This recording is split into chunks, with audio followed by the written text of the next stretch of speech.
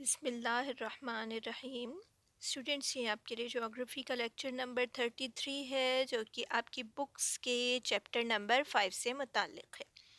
اس chapter میں آپ پڑھ رہے ہیں جاپان کے ملک سے متعلق معلومات، اور اس کے اندر ہم کافی معلومات ہم جاپان کے بارے میں حاصل کر چکے ہیں۔ آج ہمارا ٹاپک ہے جاپان کی انڈسٹریز اور ٹریڈ، یعنی جاپان کی صنعت و تجارت۔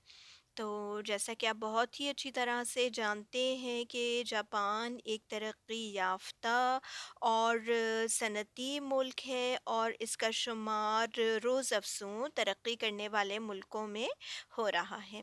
اور ابتدائی طور پر تو جاپان کو بھی ہم ایک زرعی ملک ہی کہہ سکتے تھے، لیکن اس بات کو کم و بیش 100 سال کا عرصہ گزر چکا ہے، اور اس کے بعد کچھ گھریلو مصنوعات اور گھریلو صنعتوں نے ترقی کی۔ لیکن آج کی دنیا میں اگر دیکھا جائے تو جاپان دنیا کا مشہور ترین صنعتی ملک ہے۔ آخر جاپان نے یہ درجہ، یہ مقام کیسے حاصل کیا؟ بالکل یہ کوئی ایک دن کی بات نہیں، اس کے پیچھے ایک طویل محنت، ایک طویل جد و جہد جو ہے وہ ہمیں دکھائی دیتی ہے۔ دراصل جب جاپان کی تاریخ کو الٹ کر دیکھا جائے تو ہمیں معلوم ہوتا ہے کہ یہ اوراق ہمیں بتاتے ہیں کہ دوسری جنگ عظیم سے قبل جاپان میں ہلکی صنعتیں خاص طور پر ترقی جو ہے وہ اختیار کر چکی تھیں، لیکن 1930 سے ملک میں بھاری صنعتوں کی رجحان جو ہے اس طرف ہونا شروع ہو گیا۔ دوسری جنگ عظیم کے دوران بھاری صنعتوں کی طرف توجہ مزید بڑھا دی گئی، اور 1945 میں 1945 میں جب کہ یہ ورلڈ وار ختم ہوئی تو جاپان میں بہت سی صنعتوں کا آغاز ہو چکا تھا۔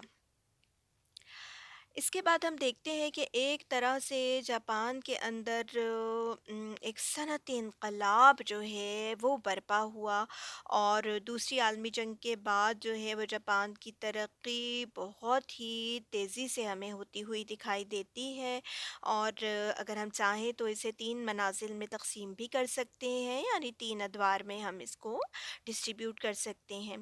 پہلا دور جو ہے وہ 1945 سے 1952 تک کا دور ہے، یعنی 1945 سے 1952 تک کا دور۔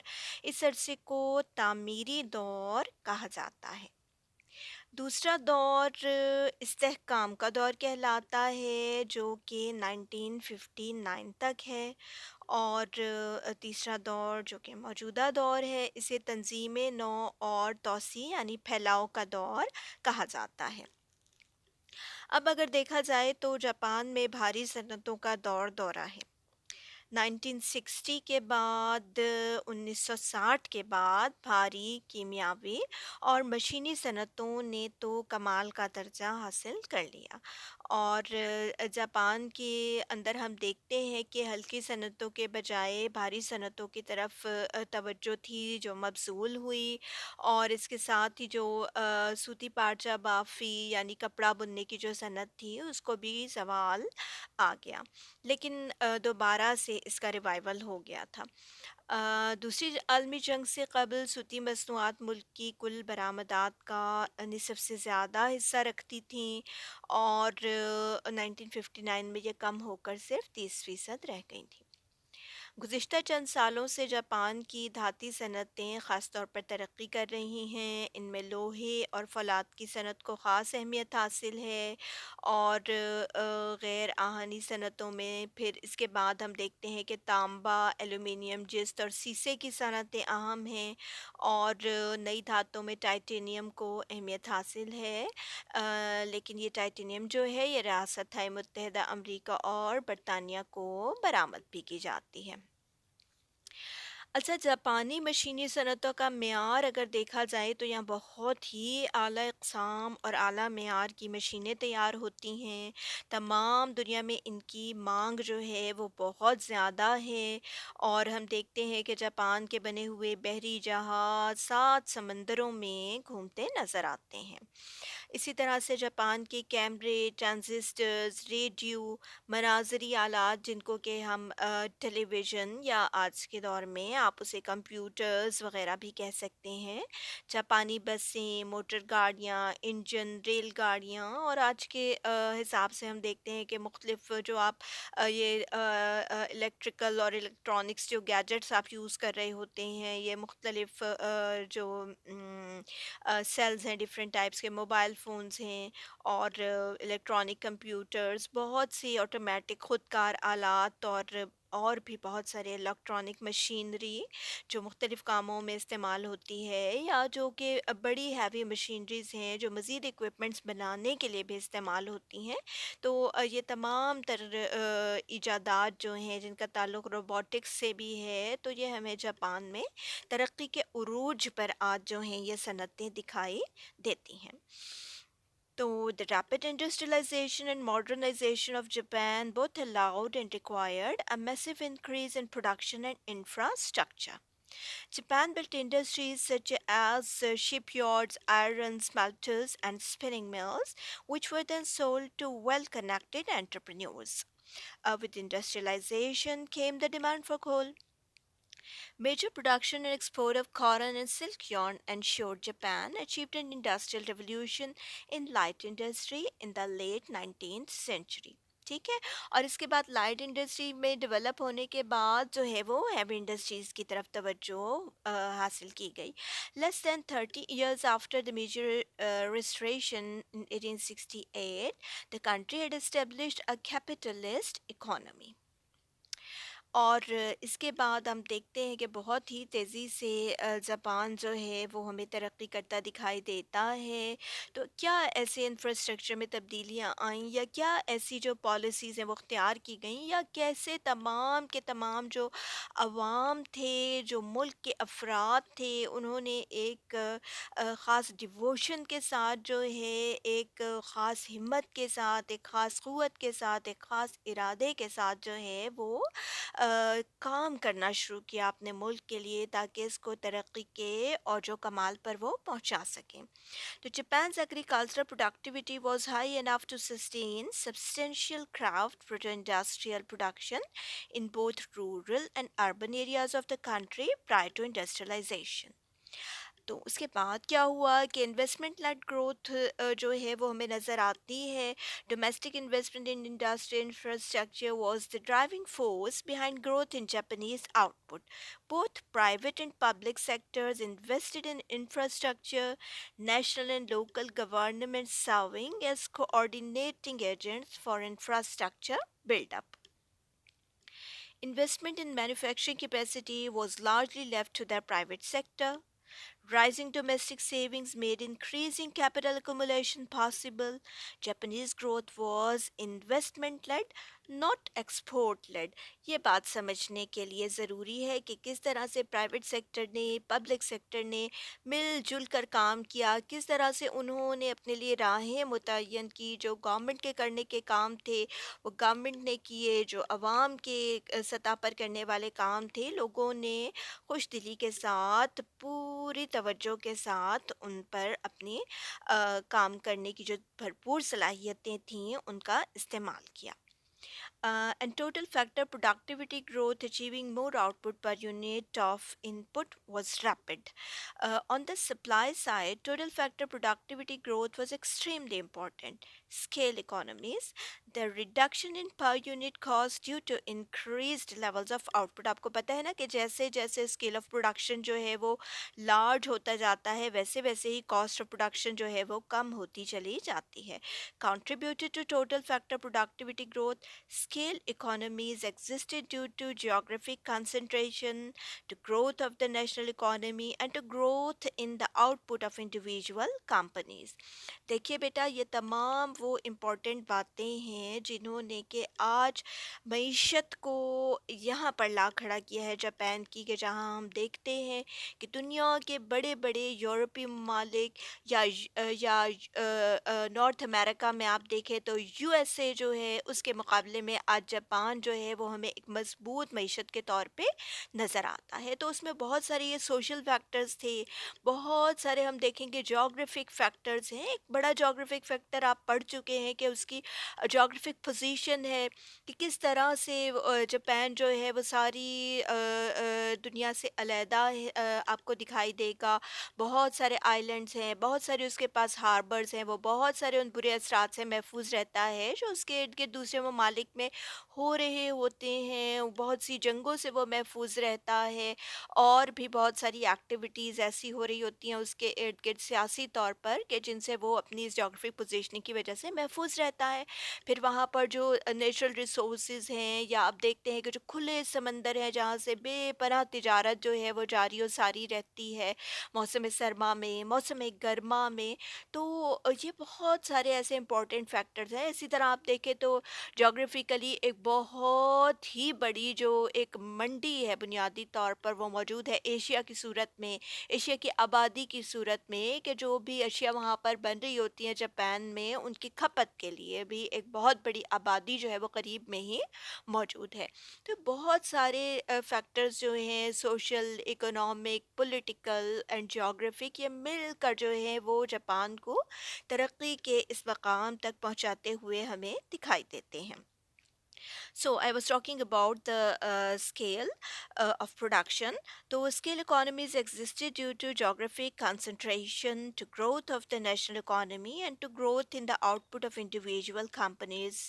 In addition, companies moved down the learning curve, reducing unit cost as their cumulative output rose and demand for their product soared.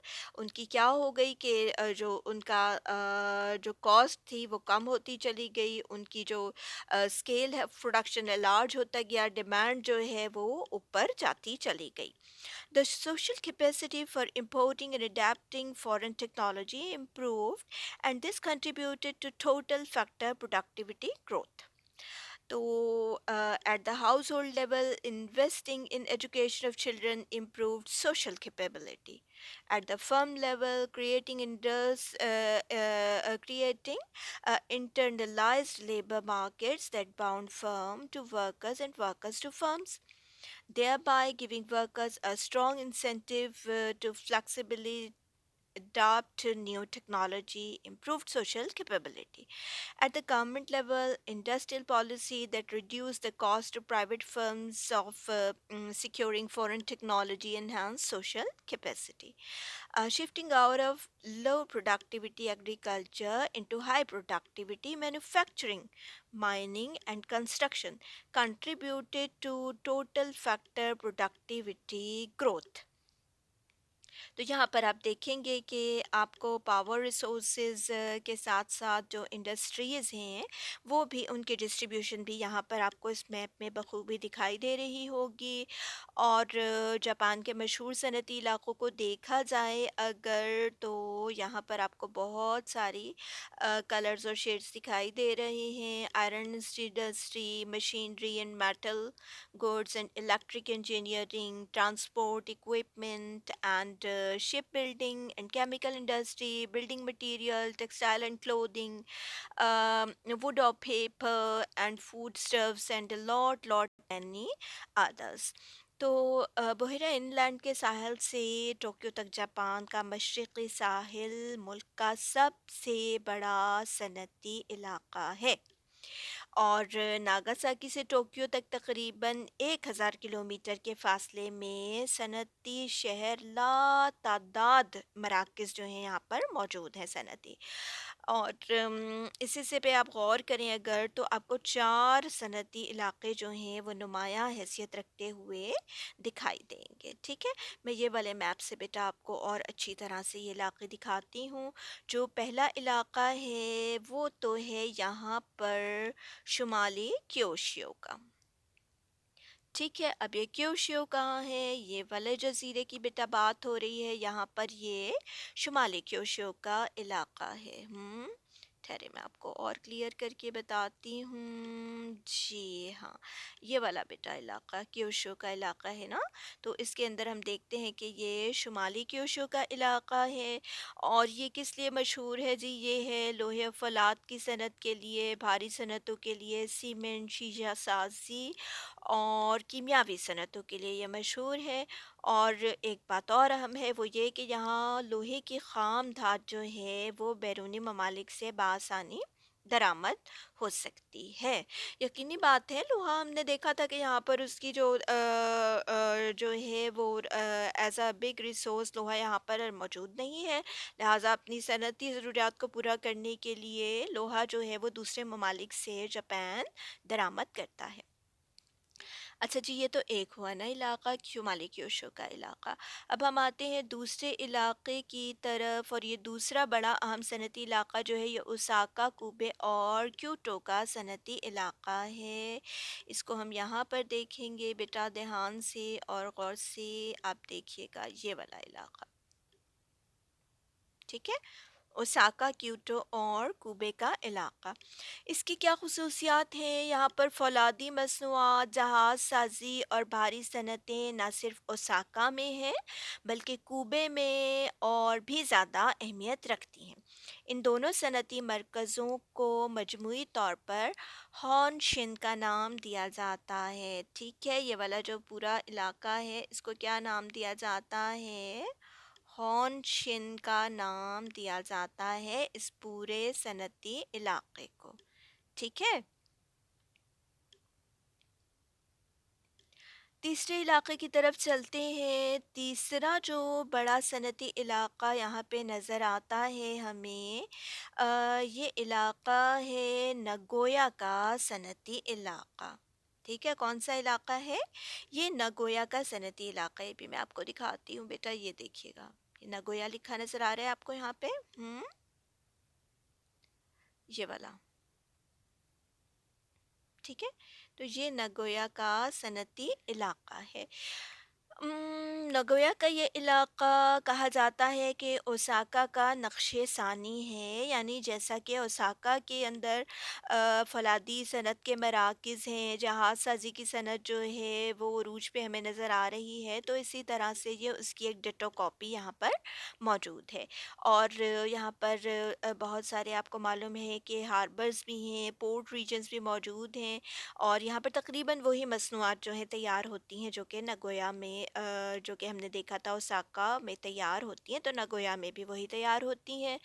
اور اس کے علاوہ یہاں پر ہمیں سوتی کپڑے کی صنعت، پارچہ بافی، آٹو موبائل اور دیگر صنعتی مشینری جو ہوتی ہے، انڈسٹریل اکوپمنٹس تیار کرنے والی صنعتیں بھی یہاں پر ہمیں دکھائی دیتی ہیں، ٹھیک ہے جی؟ یہ تین علاقے ہو گئے۔ اب ہم جاتے ہیں چوتھے ایریا کی طرف، اور چوتھا جو یہ بڑا علاقہ ہے یہ کہلاتا ہے جی ٹوکیو کا صنعتی علاقہ، یہ رہا ٹوکیو، ٹھیک ہے؟ تو ٹوکیو کے اس علاقے میں انواع و اقسام کی مصنوعات تیار ہوتی ہیں، اور یہاں پر زیادہ رجحان جو ہے وہ ہلکی صنعتوں کی طرف ہے، ٹھیک ہے؟ تو اور یہاں پہ کیا ہوتا ہے، یہاں پر ریشمی یعنی سلک یارن جو ہے وہ تیار کیا جاتا ہے، ریشمی پارچہ بافی ہوتی ہے جو اور اس کے علاوہ مشینری ہے، بجلی کا سامان ہے۔ اچھا، پرنٹنگ کی صنعت کو بھی یہاں پر بہت زیادہ اہمیت حاصل ہے۔ اس کے علاوہ دوسری ہنرمندی اور کاریگری، مختلف قسم کی چیزیں تیار کرنے کی جو صنعتیں ہیں وہ بھی یہاں پر اہمیت کی حامل ہیں۔ اور یہاں پر مناظری آلات، جیسے ابھی میں نے آپ کو بتایا تھا کہ جو کہ کیمراز وغیرہ، یا پھر جو اب آج کے دور میں ہم استعمال کر رہے ہوتے ہیں نا، یہ ڈفرینٹ موبائل فونز وغیرہ، یا پھر جو دیگر الیکٹریکل اپلائنسز ہوتی ہیں، جیسے کہ یہاں پر آپ کہہ سکتے ہیں کہ مختلف قسم کے کمپیوٹر کے آلات جو ہیں وہ یہاں پر بن رہے ہوتے ہیں۔ اور یہاں پر توانائی کا جو بڑا ذریعہ ہے وہ کیا ہے؟ وہ ہائیڈرو الیکٹریسٹی ہے۔ قریب کی جو پہاڑی علاقے ہیں وہاں پر چھوٹے بڑے جو ہیں پلانٹس لگا کر ان سے توانائی حاصل کی جاتی ہے۔ تو یہ بیٹا 4 علاقے ہیں جاپان کے جو میں نے آپ کو بتائے، جو صنعتی لحاظ سے اہمیت کے حامل ہیں اور مختلف قسم کی صنعتیں یہاں پر کام کر رہی ہیں۔ امید ہے کہ آپ کو یہ علاقے یاد ہو گئے ہوں گے۔ میں آپ کے لیے ان کے نام ریپیٹ کر دیتی ہوں: شمالی کیوشیو، اوساکا، کوبے اور کیوٹو کا صنعتی علاقہ، نگویا کا صنعتی علاقہ اور ٹوکیو کا صنعتی علاقہ۔ ٹھیک ہے، یاد رہیں گے نا؟ تو پہلا علاقہ کون سا تھا؟ The northern Kyushu region specialises in chemical and heavy industries particularly iron and steel. Transport equipment, machinery, electrical appliances, and textiles are manufactured as well. Agricultural products include mandarin oranges, fish, and rice. دوسرا جو میں نے آپ کو بتایا region Osaka اور کوبے اور Kyoto کا صنعتی علاقہ. تو the twin cities of Osaka, Kobe are located in the Kansai region of the Japanese island of Honshu. This region, as elsewhere in Japan, has limited flatland. Osaka and Kobe lie between the steep-sided mountains of central Honshu and Osaka Bay. Kansai, with a population of over 9 million, has become a world leader in education, science, business, technology, and industry. But this success has not been achieved without problems. تو یقینی بات ہے کہ جب بھی کوئی بڑے goals حاصل کرنے کی کوشش کی جاتی ہے تو اس کے راستے میں بہت سے مسائل آتے ہیں، بہت سی رکاوٹوں کا سامنا ہوتا ہے، اور بہت ہی محنت اور مشقت کے بعد کوئی مقام یا مرتبہ حاصل کیا جا سکتا ہے۔ تیسرے نمبر پہ ہم نے دیکھا تھا نگویا کا علاقہ. تو the industrial centre in Nagoya جو ہے وہاں پر airline, railway, shipping and highway connections are extensive. So, Shokyo occupies an important place in Japan's industrial scene because of its high standing in the production of textile, ceramics, and motor vehicles. چوتھا اہم علاقہ جو ہے اس کے بارے میں بھی دیکھتے ہیں. It is also called Tokyo Yokohama region. The heart of the zone is the Kawasaki and Yokohama harbor area, a large industrial belt along the northwestern shore of Tokyo Bay. Factories have been built for the manufacture of such goods as automobiles, machinery, electrical equipment, textiles, and processed foods. تو I hope کہ آپ کو بہت اچھی طرح سے یہ areas جو ہیں جاپان کے سمجھ میں آ گئے ہوں گے. اب ہم ایک نظر ڈالتے ہیں جاپان کی تجارت کی طرف. تو جاپان کی جو معیشت اور خوشحالی ہے اس کا دار و مدار تو بیرونی تجارت پر ہے. ابھی میں نے آپ کو جیسا کہ بتایا کہ جو خام مال ہے وہ بھی بڑی مقدار میں دوسرے ملکوں سے درآمد کیا جاتا ہے، اور جو تیار شدہ اشیاء ہوتی ہیں اس کی مارکیٹنگ بھی یقینی بات ہے کہ دوسرے ملکوں کو ہی ہوتی ہے. اپنے ملک میں تو اشیاء استعمال ہوتی ہی ہیں. تو جنگ کے بعد ہم نے یہ دیکھا کہ بہت بڑی مقدار میں تو ہے جاپان جو ہے وہ دوسرے ملکوں سے اپنی ضرورت کی خام مال جو ہے وہ حاصل کرنا شروع ہو گیا، اور جاپان کی بڑی درآمدات جو ہیں ان میں ہمیں خام اشیاء کے اندر ایندھن اور اشیاء خوردنی بڑی مقدار میں نظر آتی ہیں. تو تمام قسم کے خام تیل، خام کپاس، ربڑ اور 90% سے زیادہ جو آئرن اور ہے نا خام حالت میں، وہ بھی دوسرے ملکوں سے جاپان جو ہے وہ درآمد کرتا ہے، اور چینی کی ضرورت پوری کرنے کے لیے بھی وہ دوسرے ممالک کا محتاج ہے. تو جی کن ملکوں سے زیادہ تر جو ہوتی ہے اس کی درآمدات ہوتی ہوئی ہمیں دکھائی دیتی ہیں. یہاں پر آپ دیکھ سکتے ہیں کہ درآمدات جو ہیں وہ جاپان کی وہ چین سے اور یو ایس اے سے اور مغربی یورپ کے ساتھ جو ہیں وہ ہمیں ہوتی دکھائی دے رہی ہیں. Australia, south Korea, Saudi Arabia, Taiwan, Germany, Thailand, you اے ای اور بہت سے دوسرے چھوٹے ممالک. ایکسپورٹ کے لحاظ سے اگر ہم دیکھیں تو ابھی جیسا کہ ہم دیکھ چکے ہیں نا کہ کتنی زیادہ جو ہے صنعتی اشیاء یہاں پر تیار ہوتی ہیں، اور تمام کی تمام جاپان کے اندر تو استعمال نہیں ہوتی۔ بہت سے آلات پرزہ جات اور بڑی بڑی ہم نے دیکھا ہیوی مشینری، مختلف قسم کی گاڑیاں اور جہاز اور جو بحری جہاز ہیں وہ تیار ہو رہے ہیں، تو وہ دوسرے ملکوں کو وہ برآمد کرتا ہے ایسی تیار شدہ اشیاء۔ اور ٹیکنالوجی میں بھی جاپان کتنا آگے ہے یہ تو آپ جانتے ہی ہیں۔ تو برآمدی تعلقات اس کے ہیں یونائٹڈ اسٹیٹس کے ساتھ، China, South Korea, Taiwan, Hong Kong, Thailand and Singapore, Germany, Australia اور بہت سے دیگر ایشیائی ممالک کے ساتھ اس کے تجارتی اور برآمدی تعلقات جو ہیں وہ قائم ہیں۔ تو امید ہے بیٹا کہ آپ لوگوں کو اچھی طرح سے جاپان اور جاپان کی جو لوکیشن ہے وہ سمجھ آ گئی ہوگی، جاپان کی زرعی اہمیت کیا ہے، جاپان میں کی معدنی اہمیت کیا ہے، اور کس طرح سے جاپان نے بہت سے وسائل جو ہیں ان کی کمی کے باوجود جو عوام ہیں ان کی محنت، جو گورنمنٹ کی پالیسیز ان کی محنت، اور اس کو جو وسائل قدرتی طور پر حاصل تھے اور کس طرح سے اس نے صنعت و تجارت کو فروغ دیا کہ آج وہ مقام حاصل کر چکا ہے جہاں پر وہ بڑے بڑے صنعتی ممالک کے ہم پلہ نظر آتا ہے، جہاں وہ ہمیں یو ایس اے امریکہ اور جہاں وہ ہمیں دیگر یورپی ممالک کے ہم پلہ کھڑا نظر آتا ہے۔ تو بہت سارے جغرافیائی عوامل، بہت سارے سیاسی، معاشی اور معاشرتی عوامل ہمیں یہاں پر کار فرما نظر آتے ہیں۔ Thank you very much.